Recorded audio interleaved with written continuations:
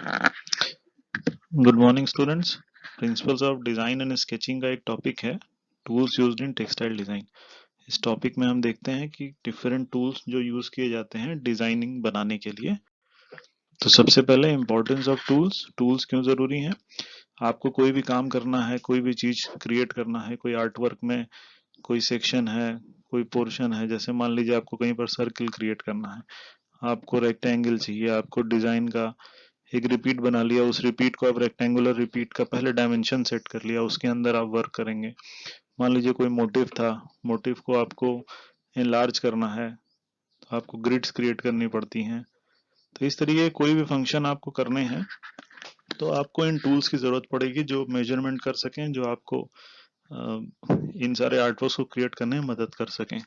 दूसरा क्या है कि अच्छे टूल्स होने चाहिए। टूल्स अच्छे क्यों होने चाहिए? क्योंकि आपके डिजाइन में एक्यूरेसी लाने के लिए, आपकी डिजाइन करेक्ट बने, सही बने, उसका जो डायमेंशन लिया है वो बनना चाहिए, जो भी चीजें शेप्स या जो बना रहे हैं एकदम परफेक्ट बने, उनका मेजरमेंट सही हो। इसीलिए क्या है कि आपका जो टूल है वो अच्छी क्वालिटी का और अच्छे टूल्स होने चाहिए, जो रिलायबल टूल्स हो।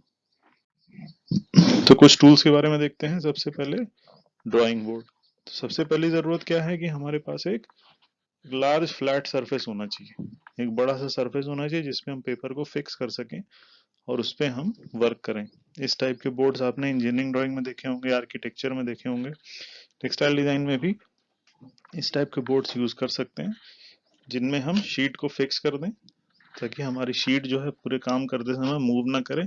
और ये जो बोर्ड होते हैं ये हमारे टूल्स को सपोर्ट भी करते हैं। कुछ टूल्स इसकी मदद से ही यूज किए जाते हैं, वो भी हम आगे देखेंगे। तो इसमें ड्राइंग शीट या पेपर को फिक्स कर दिया जाता है, फास्टन कर दिया जाता है, उसको किसी क्लिप से या कॉर्नर्स पे छोटे छोटे सेलो टेप से हम उनको अटैच कर देते हैं, जिससे कि पूरे आर्टवर्क या पूरा काम करने के दौरान हमारी जो शीट है वो बिल्कुल भी मूव ना करे। और ये जो बोर्ड है ये हमारे टूल्स को सपोर्ट करेगा, इसकी मदद से हम कुछ टूल्स को यूज करते हैं। एक एक टूल है ड्राइंग कंपास। इसको सभी जानते हैं कि ये सर्किल बनाने के लिए यूज किया जाता है। इसमें ये जो पेंसिल पोर्शन है ये एक सर्किल क्रिएट करता है और ये जो है ये सेंटर पे रखा जाता है। तो इसको सर्किल बनाने के लिए, और इसकी रेडियस क्या होती है, जो इन दोनों के बीच की दूरी है वही हमारी रेडियस है। तो हम पहले रेडियस मेजर कर सकते हैं और उसके बाद सर्किल को खींच सकते हैं। नीडल टिप जो है उसको पेपर पे पिन पियर्स कर दिया जाता है, उसको वहां पे फिक्स किया जाता है और पेंसिल को सर्किल ड्रॉ करते हैं, उससे आर्क्स बनाते हैं या कहीं पर निशान लगाना है किसी निश्चित लंबाई का। ये सारे काम हम कंपास की मदद से करेंगे। टी स्क्वायर देख लीजिए। टी स्क्वायर क्या करता है? टी स्क्वायर देखिए, इसमें एक ये पोर्शन है इधर में, ये वाला पोर्शन, और ये जो होता है ये इस इसका और इसका प्लेन अलग होता है। यानी ये जो ब्लैक वाला पोर्शन आपको दिख रहा है ये इस बोर्ड में जाके अटक जाता है यहाँ पर, और फिर इसको हम इस टी स्क्वायर को यूज करते हैं पैरेलल हॉरिजॉन्टल लाइंस खींचने के लिए। ठीक है, अब यहाँ पर एक लाइन खींची, फिर थोड़ा सा इसको मूव करा दिया, इसको थोड़ा सा मूव करा दिया, तो हमें यहाँ पर एक दूसरी लाइन खींचेंगे तो वो सारी लाइनें जो हैं ये आपस में पैरेलल होंगी।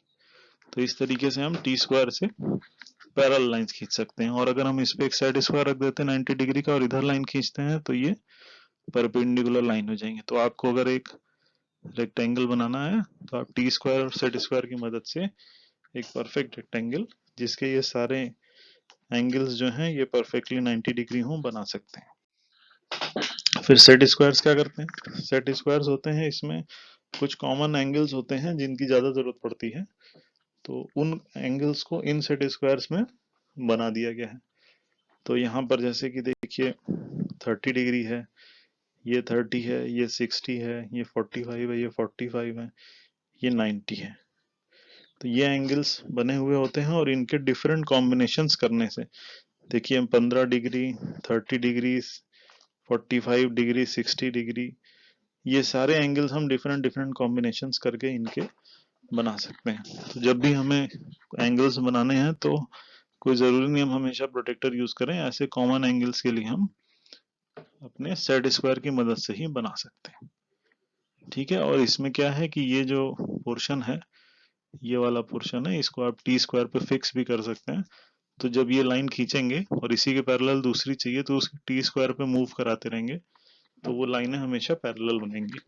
तो टी स्क्वायर और सेट स्क्वायर का यूज करके किसी भी एंगल पर पैरेलल लाइनें खींची जा सकती हैं।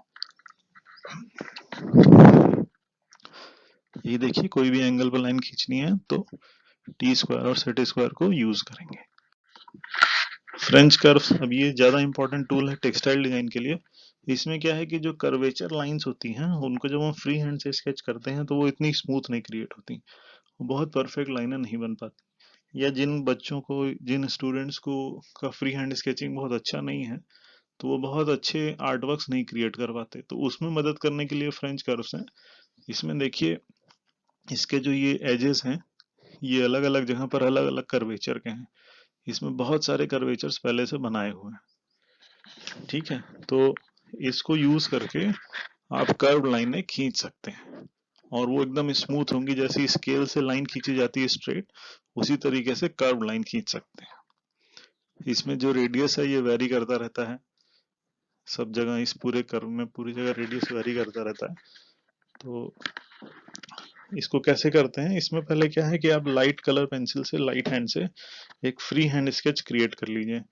एक आपने फ्री हैंड स्केच क्रिएट कर लिया, फिर यहाँ से कोई भी हम फ्रेंच कर्व को उठाएंगे, उसको रखेंगे, और अगर ये थोड़ा दूर का पोर्शन भी उससे मैच करता है तो उतनी दूर की हम लाइन यहाँ पर खींच देंगे, ठीक है। और फिर अगर आगे का पोर्शन उससे नहीं मैच कर रहा है तो उन लाइनों को हम दूसरे फ्रेंच कर्व उठाएंगे और उससे खींच देंगे।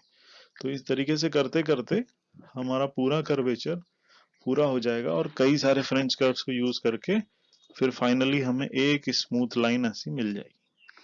तो आगे एक एग्जांपल भी देखते हैं। जैसे ये वाली लाइन क्रिएट करनी थी, देखिए ये एक कर्व बनाना था, ऐसा कर्वेचर। तो इसको बनाने के लिए इसी फ्रेंच कर्व का देखिए इतना पोर्शन यहाँ पे मैच कर रहा है, फिर इसके आगे का पोर्शन यहाँ पे मैच कर रहा है, फिर कुछ दूसरे पोर्शन यहाँ पे मैच कर रहे हैं, यहाँ से यहाँ तक। तो इस तरीके से अलग अलग, फिर ये देखिए ये वाला पोर्शन यहाँ से यहाँ तक बना रहा है, फिर ये अंदर का पोर्शन यहाँ से यहाँ तक बना रहा है। तो इसी फ्रेंच कर्व के अलग अलग पोजीशंस को यूज करके हमने एक पूरा स्मूथ लाइन खींच दिया। तो इसमें क्या है कि या तो आप फ्री हैंड से स्केच बना लीजिए, या फिर सिंपली आप चाहें तो डॉट्स रख सकते हैं। ऐसे ऐसे डॉट्स रख के, ऐसे ऐसे डॉट्स रख के आपने लाइन पूरी कर ली, फिर इन डॉट्स को कर्व से मिलाते जाइए, इन डॉट्स को कर्व से मिलाते जाएंगे। जब इनको मिलाते जाएंगे तो फिर हमारा पूरा कर्वेचर बन जाएगा और एक स्मूथ कर्व हमको मिल जाएगा, ठीक है। इसमें कुछ रूल्स होते हैं कि एटलीस्ट 3 डॉट्स मैच करने चाहिए, तभी हम कर्व से लाइन खींचेंगे, ठीक है। और जितना अगर कर्वेचर ज्यादा है तो आपको नंबर ऑफ डॉट्स ज्यादा रखने पड़ेंगे, कर्वेचर कम है तो फिर आप नंबर ऑफ डॉट्स को कम भी रख सकते हैं। और अलग अलग कर्व्स को यूज करके एक कर्व को, अलग अलग फ्रेंच कर्व्स को यूज करके किसी एक कर्व लाइन को भी क्रिएट किया जा सकता है। तो ये एक बहुत ही इम्पोर्टेंट टूल हो जाएगा उनके के लिए, सभी स्टूडेंट्स के लिए जिनको फ्री हैंड स्केचिंग आती भी है और नहीं भी आती है। तो मैंने पहले ही कहा था कि डिजाइन जो है वो टेक्निकल वर्क है, कोई जरूरी नहीं है कि आप बहुत अच्छे आर्टिस्ट हो तभी आप डिजाइनर बनेंगे। डिजाइन का जो वर्क है वो आप टूल्स की मदद से आसानी से वैसे भी कर सकते हैं। ये एक आर्ट वर्क दिखाता हूँ, ये कुछ हैं जो फ्रेंच कर्व की मदद से बनाए गए हैं। जैसे देखिए ये लाइन आपको बनी है, ये एकदम स्मूथली बनाना है तो आप फ्रेंच कर्व्स की मदद से बना सकते हैं। ये लाइनें देखिए, ये सारी लाइनें उन्हीं से क्रिएट की गई हैं, ठीक है। तो ये जितनी स्मूथली यहाँ पर लाइनें दिख रही हैं, इतनी स्मूथ लाइनें आपको कर्व से क्रिएट हो सकती हैं। फिर क्या है कि अगर स्ट्रेट लाइन खींचनी है कहीं पर, जैसे बॉर्डर है या डिजाइन में ही हमारी स्ट्रेट लाइन है, तो हम इस पेंसिल या कुछ नहीं यूज करेंगे। अगर हमें कलर से स्ट्रेट लाइन खींचनी है तो हम इस रूलिंग पेन का यूज करते हैं। इस रूलिंग पेन में क्या होता है, ये पेंट की मदद से, ये एक निब की तरह है ये इतना पोर्शन, इसके अंदर में यहाँ पर कलर भर दिया जाता है। इसके अंदर में हम कलर फिल कर सकते हैं, और उसके बाद इस नॉब से उसको, इसके गैप को एडजस्ट कर सकते हैं। इस गैप को एडजस्ट करने के बाद फिर ये एक पेन की तरह हो जाता है, जैसे निब होती है, और इससे जब हम लिखेंगे या लाइन खींचेंगे तो यहाँ से थोड़ा थोड़ा कलर रिलीज होगा और ये एक कर्व कलर पेंट की स्ट्रेट लाइन बना देगा। इसको कहते हैं लाइनर या रूलिंग पेन। तो ये अलग अलग उसके आते हैं, साइज के आते हैं, अलग अलग थिकनेस के लिए आते हैं।